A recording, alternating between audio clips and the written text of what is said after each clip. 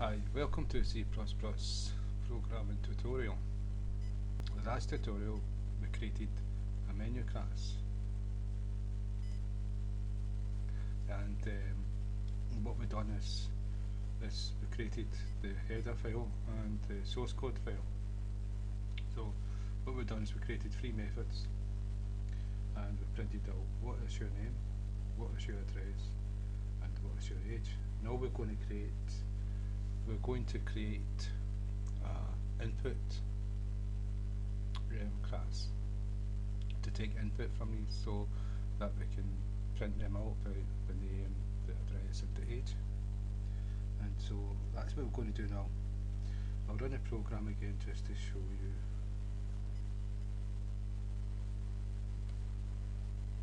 Yes.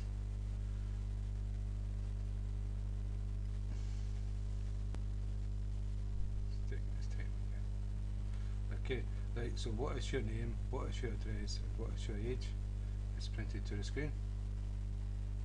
And so what we're going to do now is we're going to create another class. And we're going to call this class input. And by convention, the class is always capital letter. And finish. And it's create the source file for input and the header file for input. And you can notice it's created the class. And it's also got the if-end-def, which is a if statement. It means that this will not be put into memory 2 times, 3 times, 4 times or more. It will just be loaded into memory once. And if statement tests that. It says if not defined, then define. So, but if it was defined, then this if statement would not be executed, and this class would not be executed, and it would just go straight to after end if. So it's an if statement, and so that's like the pragma once. And so what we're going to do, we've got the source file. Source file. These two methods are the constructors and deconstructors. We're going to go into them. They don't have a return value, so they're slightly different, and they have the exact same name as the class. You see there, exact same. And the methods start with lowercase convention, and the constructor has a capital letter it begins with. So you can see the difference. And so what we're going to do is go to the header, and we're going to add 3 more methods, and it's going to be strings. String, name,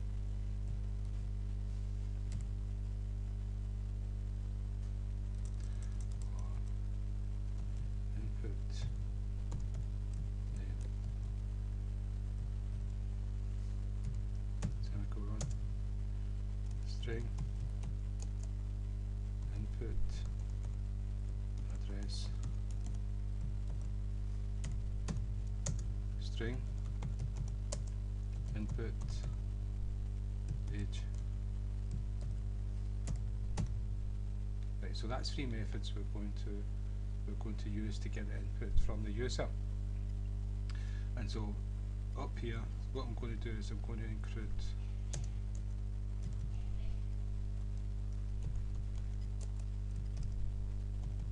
IOStream.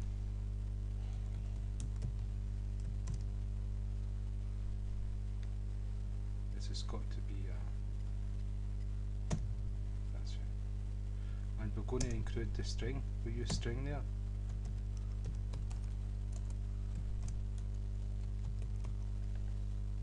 So now we can use the string. And so we're going to have tutorials on characters and strings, and we'll cover the string class plus arrays of characters. So now we go to the source file and we define, this is the signature of the method, and what we're doing is we're declaring we're going to use methods, but we've not told it what it's going to do yet, given the code for it. And so it's got to be done here, the same as the constructor. And so what we do is input, if I save this one first, then Eclipse will recognise it. I'll make it easier for me. So input 2 colons, and you get a whole list of what's inside the input header. And so the first one we want is name, and then braces to put the code, the group of code for it inside the braces. But it's a string, and so it's got to start with a string. And so that's the difference between a constructor. A constructor doesn't return anything, so it doesn't have void, string, int, and this returns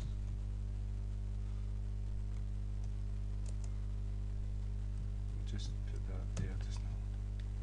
Returns a string. So next one is string, the type it returns, input 2 colons, and now we've got access to everything inside that class. Next page, and then it's braces, return, it's going to return a string. So, and then the third one, string, input 2 colons, whole list of what's in that age, and the braces, return string. Right, so that's the 3 methods been defined. We've not put the code in yet, but we've put them inside the source file. If I save and compile, just to make sure everything's okay. And there seems to be a problem. Let me see.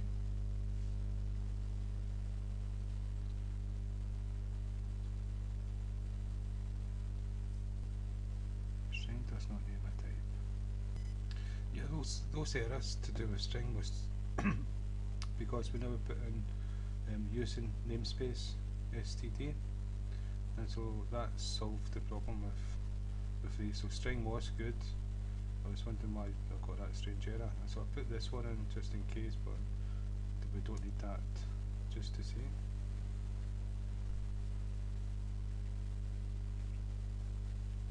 Yeah, that's good.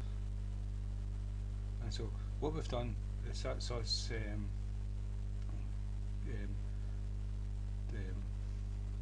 defined the methods. So what we're going to do now is put the code into the methods.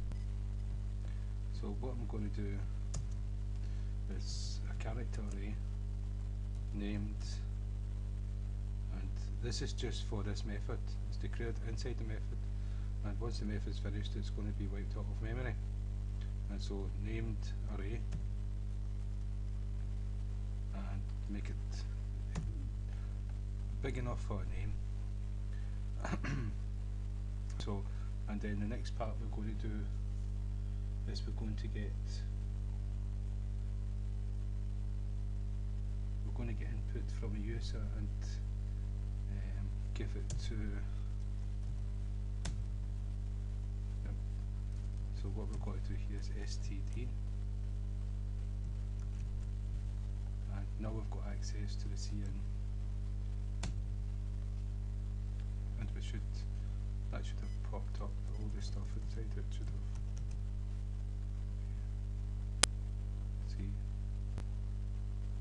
and that's what we're looking for there. So we do dot, I should get the get thing. This is what we're looking for. This is a method that gets the input from the user, and so what you do is you pass it a string, and we called it named, and then you tell what size this string is to be. It can't be bigger. It cannot be bigger than the array, because then it'll be like overflow, and it'll create an error. And you also get consideration of the end of line character and the new line characters, and so it's got to be smaller than 233. And so what we're going to do is 210, and so it can be like anything from 0 to maybe, I'm not too sure, 2.5, 2.7, no, I'm not too sure. But it's big enough anyway. So if I save, compile,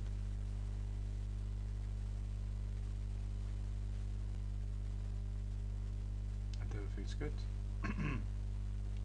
Now, so name named will be whatever we type in now, and so what we can do is just return named. And so what we can do is go back to whatever we type in here is going to go into this variable, and we're passing it to return. So this method is going to return whatever we type in. That's the name. So we go back to the main, and we created an instance of menu. So now we're going to create an instance of the input class. So it's input with a capital I. We'll just go in, and so if it, that's us created an instance. If I save it and compile just to see it's good, and we've got an error. Multiple markers. This thing is, yeah. Well, you get this all the time. The reason is because I've included the menu.h, but I didn't include the input.h, and that's the reason why this has thrown an error. And it's a common mistake. Include input.h, and if I save, compile, and you can see that it's going to be, we've created an instance. And so underneath, it means underneath print name, which is going to say what is your name. We do in dot input name. This is going to get an input from a user as a name, and then it's going to return it. And so we've not done anything with it yet.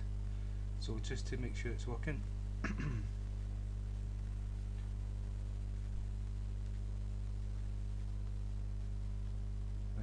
everything's okay.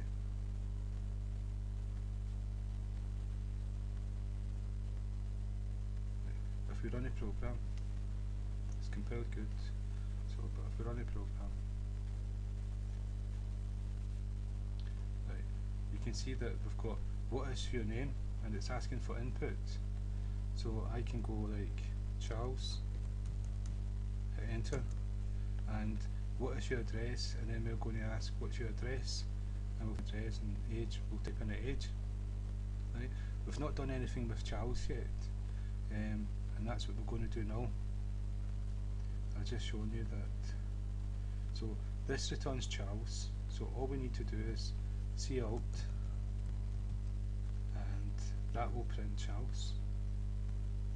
And what we can do, okay, your name is, right, so what we're going to do here is we're going to say, okay, your name is Charles, because this is going to print out Charles. If I save, compile,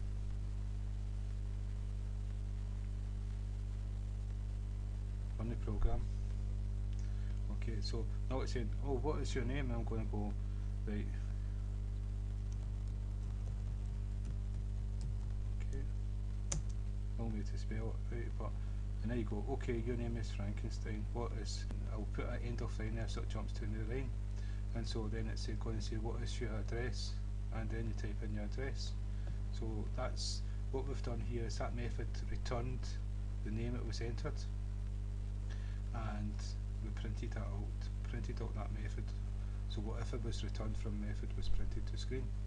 Now we move on to the address, and the address we're going to use the same method. Make the address a little bit bigger. Make it free, just in case it's. And what we've got to do here is again we've got to, and we can use named again. See, named is put in the memory here, it exists here, and then we use it and return it. But once this method's finished, it doesn't exist anymore. And so when we move to the next method, we've created a named variable which has got the same name, but because it doesn't exist anymore, we are allowed to use it, but it's a brand new variable. And then once this finished, it no longer exists, and that's because it's only got the scope of the method it's declared in. And so if we return named, and if we go back to the main, under address, what we want to do is cout, so your address is, and if we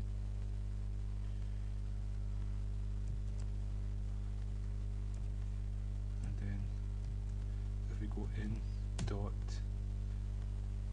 input address, and what we need here is we need an end of line. We'll put 2 in, and we'll do the same here.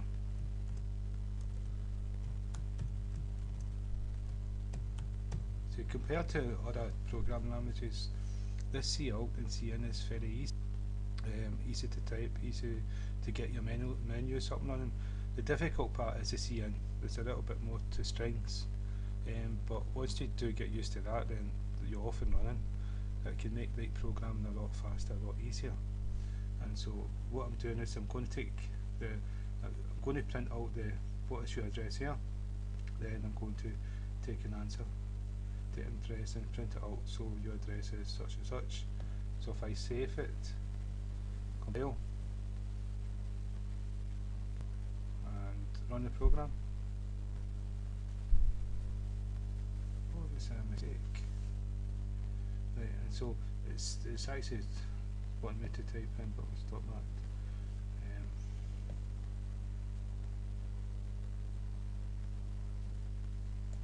That's good. Yeah, it's here. Reset the typo. So you've got to separate all the commands with the double less than signs. So if I save and run the program, compile,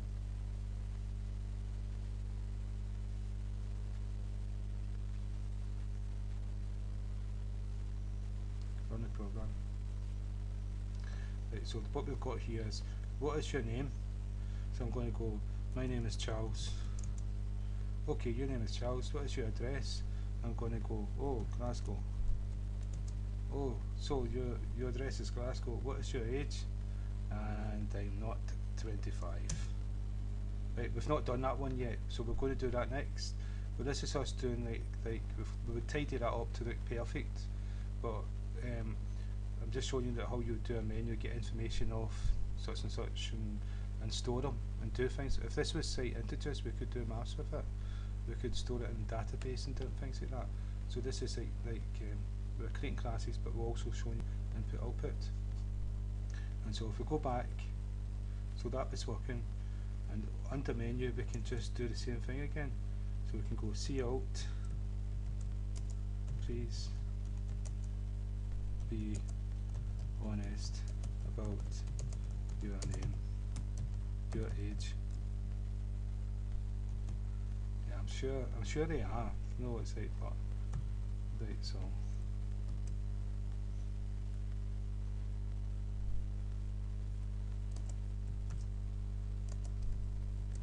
and then 2 less than signs, and then we're going to go in dot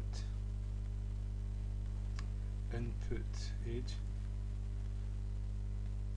and what we're going to do is 2 end lines,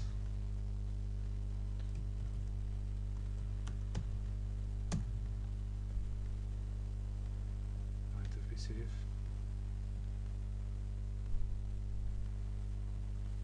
compile,